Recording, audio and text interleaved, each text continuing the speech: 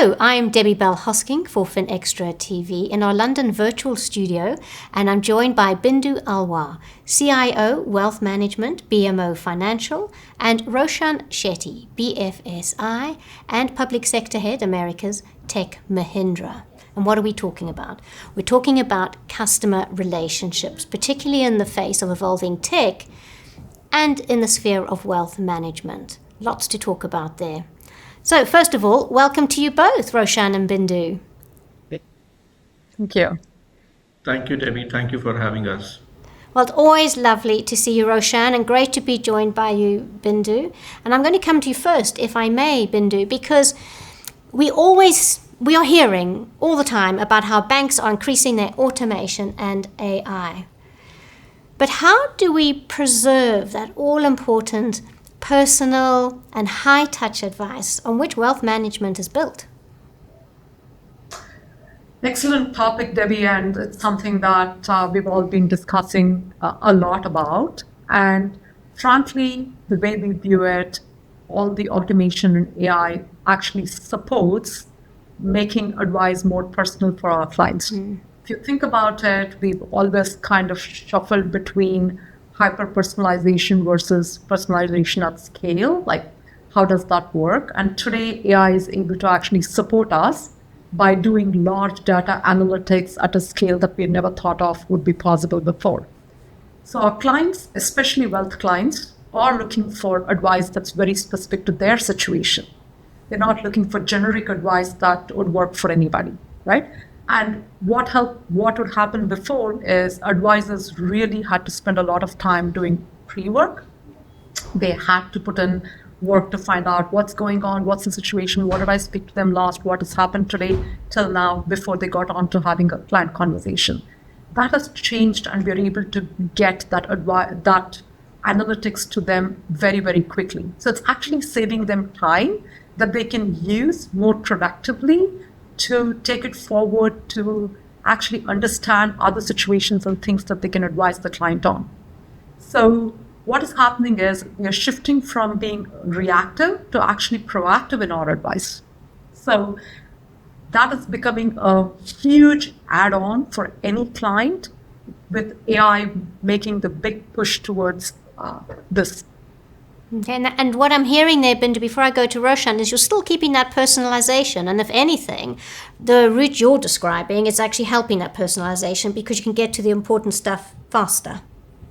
Absolutely. And if we are getting to hyper-personalization, we're able to support each customer in the place that they are. There could be a situation where there's a generational wealth transfer, and you know about it and you know how to handle it because you have the history of what has happened, and you have not spent days analyzing that. You actually have all that in your hands, and you're able to take that forward very, very quickly to say, this is the client, this is the situation, this is where they are, this is the transfer that's happening, how do you support them? Because they're very different from the person that you were supporting before, but you know everything now because AI has been able to put that forward. Imagine a human sitting and doing that for each client, right? Okay, lovely, which takes me very nicely to Roshan. So, Roshan, many firms are building a single view of the client. But what would you say are the chief challenges in turning that into genuinely useful and real-time insight? Yeah, I think it's a great point that you bring about. Like, you have all these insights and data, actually, as Bindhu was mentioning, and then you have the customer 360 degrees view, but there are still actually kind of challenges in terms of servicing the clients. And I think the broad bucket of those challenges, I would say, is two, according to me. One is the customer experience part.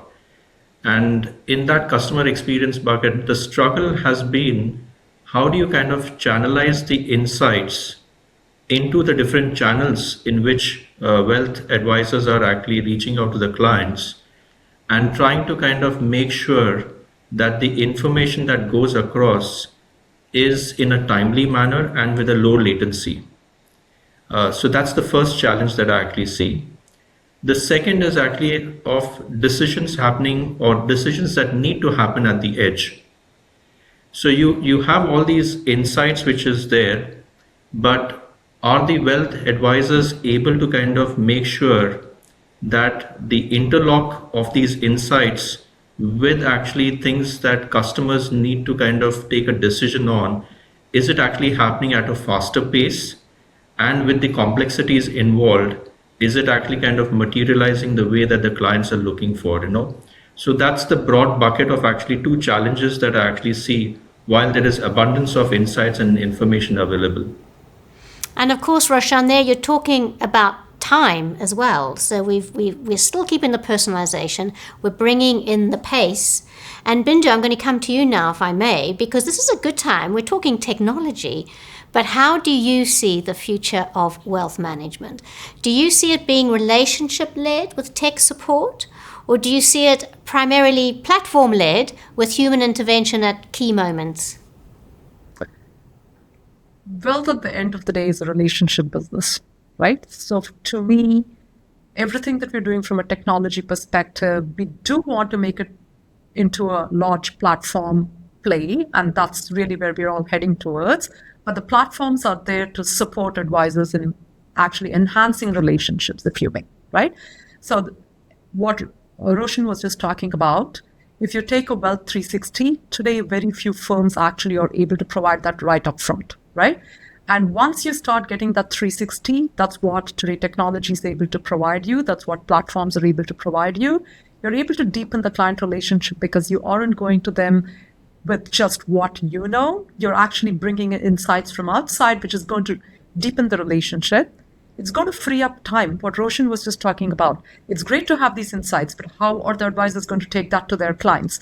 So the fact that you're freeing up time for them to actually not do as much upfront work, but use that to deepen relationships, to spend time with their customers, to understand what's your real need, what's the future looking like for you, what can I recommend that is going to make your future better? Like, that's really the purpose of wealth. I think it's going to help us deepen the relationship with a client. And definitely the platforms are going to be in a way that they're going to be hyper-personalized for the client as they go through that journey as well, which is going to tell them that we care for them as an individual, right? So just think about it, the trust that gets established when you know that somebody's looking out for you, they're doing this for you, and it's really personalized for you. The trust between the advisor, the client, and the bank is just so much better. So I think that technology and platforms are going to help deepen the relationship and trust between an advisor, client, and the bank, actually. Okay, so Bindhu, you talked there about deepening the relationship. You talked there about trust. And of course, you and Roshan have been explaining an environment and describing, much known to the viewers, one that is very data-driven. So Roshan, I come to you now, if I may. In an environment which is data-driven, how do you avoid customers being reduced simply to data points? And perhaps rather follow through on something that Bindhu has touched on, a more contextual, a more meaningful experience? I think, again, a great question to bring this to a kind of a confluence towards the closure, possibly. You have all the systems and technology which is there, which makes things faster, as we have been discussing. So, for example, technology will actually help in terms of making sure that the number of steps that a wealth advisor needed to take becomes much lesser in the transaction that he needs to do with the client. Technology can actually help in the background in terms of doing a lot of validation, verification, which needs to be done, which is seamless and not kind of taking a lot of time from a customer standpoint. The insights that we talked about in this conversation, there's a lot of insights, and you can build a unified view of actually what a customer is actually looking for. All of that actually can be made readily available faster to the wealth advisors based on actually technology and insights. But what is most important is, how do you actually kind of have the empathy towards the client? How do you actually kind of build that trust factor which Bindhu was talking about with the client? So those are two aspects that now the wealth advisors will have abundance of time to focus on to make sure that the insights that are coming out, the hyper personalization that we're talking about, how do we kind of relate that? How do we empathize that with the clients and make that actually journey for them more personal rather than actually data points, as you mentioned, and make it much more mechanical? There needs to be a bit of the empathy coming out, and the trust gets developed based on when people feel that you are talking to me in the context of what I want and you're understanding my situation. So that's going to be the focal point.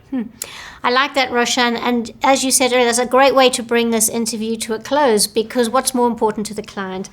Trust and empathy are certainly way up there. And thank you, Roshan, and to you, Bindhu, as well, for joining us here in the virtual studio. Thank you, Debbie, for having us. Thank you, Debbie. Thank you, Bindhu. Thank you, Roshan.